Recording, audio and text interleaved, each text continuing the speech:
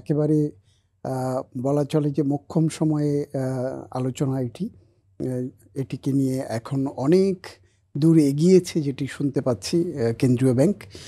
অন্তর্বর্তীকালীন সরকার দায়িত্ব নেবার পর আমার মনে হয় যে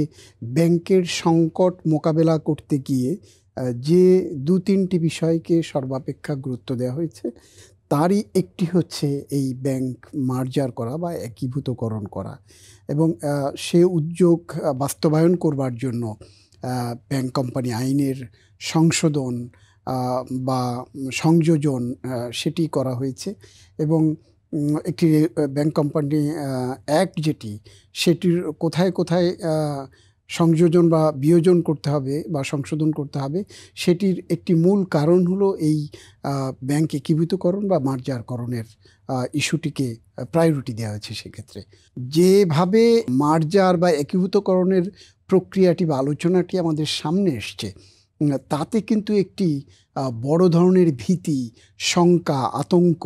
আর্থিক খাতে ছড়িয়ে পড়েছে। এবং এর চেয়েও বেশি কথা হচ্ছে, যেটিকে আমি মূল কথা বলবো, সেটি হলো যে ব্যাংক মার্জারের এই ইতিহাস সারা বিশ্ব তথা যদি দক্ষিণ এশিয়ার কথা বলেন, পূর্ব এশিয়ার কথা বলেন বা আমাদের বাংলাদেশের কথাই যদি বলেন, পার্শ্ববর্তী দেশ ভারতের কথা বলেন, এটি যুগে যুগে কালে কালে এর অসংখ্য নজির রয়েছে। কিন্তু আমাদের যেটি হচ্ছে এবার ব্যাংক মার্জারের যে ঘোষণা, সেটির মূল জায়গাতে হাত না দিয়ে আমরা যদি পাশ্চাত্যের দেশগুলো বা যে যে দেশগুলোতে বা বিশ্বের যে যে এলাকাতে এই মার্জার প্রক্রিয়া সফল হয়েছে সেখানটাতে যে উদ্যোগ আগে নেবার কথা সেটি নিয়েছে, এবং পরে মার্জার প্রক্রিয়াতে মার্জারের ঘোষণা দেয়া বা কোনগুলোকে মার্জারে নেওয়া হবে সেগুলো বলা হয়েছে। কিন্তু আমরা দেখলাম যে আমাদের দেশে কিন্তু সেটির পুরোটা ব্যত্যয় ঘটেছে, বিশেষ করে অন্তর্বর্তীকালীন সরকারের এই মেয়াদে। এবং আরও যদি আমি একেবারে সুনির্দিষ্টভাবে বলি, আমাদের যে সেন্ট্রাল ব্যাংক বর্তমানে যিনি সেন্ট্রাল ব্যাংকের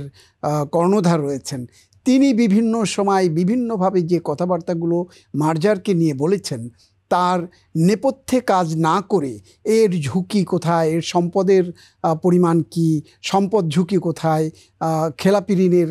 জায়গাটি, এই জায়গাগুলোতে হাত না দিয়ে এবং সেগুলোকে কিভাবে সুরক্ষা দেওয়া হবে বা গ্রাহক বা শেয়ার হোল্ডার যারা তাদের বিনিয়োগের সুরক্ষা কীভাবে হবে সেই জায়গাগুলো এবং এই কাদের মাধ্যমে সেটি করা হবে। বিশ্বের অন্যান্য দেশে দেখবেন যে এই কাজগুলো করবার জন্য অ্যাসেট ম্যানেজমেন্ট কোম্পানি বা বিভিন্ন কমিটি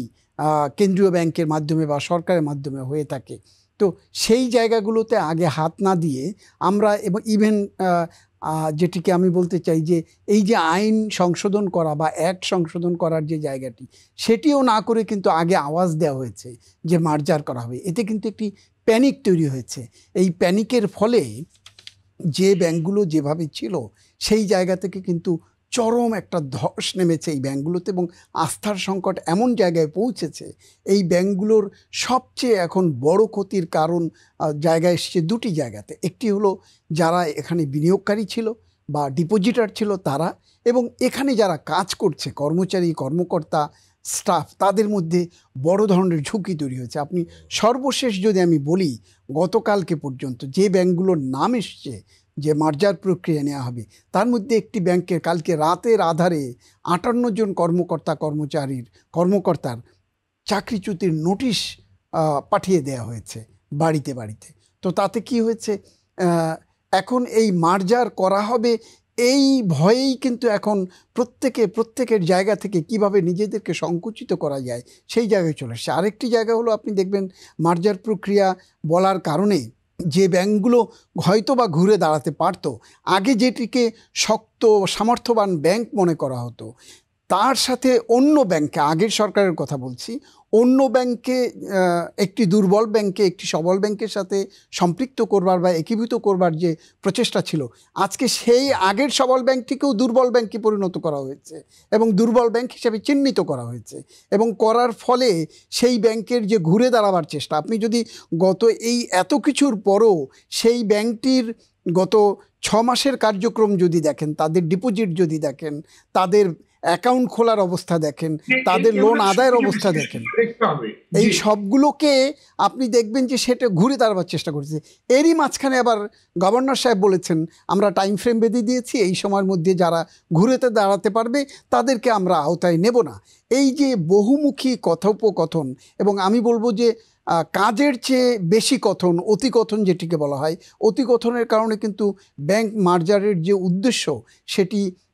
মহৎ উদ্দেশ্যও কিন্তু এটি আতঙ্কে পরিণত হয়েছে।